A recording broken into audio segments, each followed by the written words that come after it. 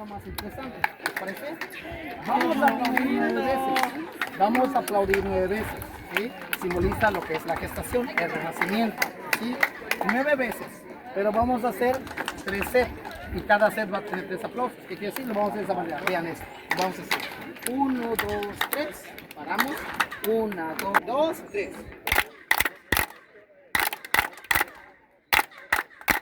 ¿Qué les pareció?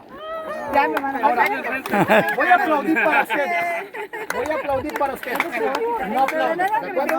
No aplaudan, voy a aplaudir para ustedes. El sonido es tan fuerte como tan duro aplaudan. Ahora no aplaudan, solamente escuchen, no presten atención a mi aplauso, presten atención a la parte de arriba y escuchen esto. ¿Escucharon? Escuchen esto.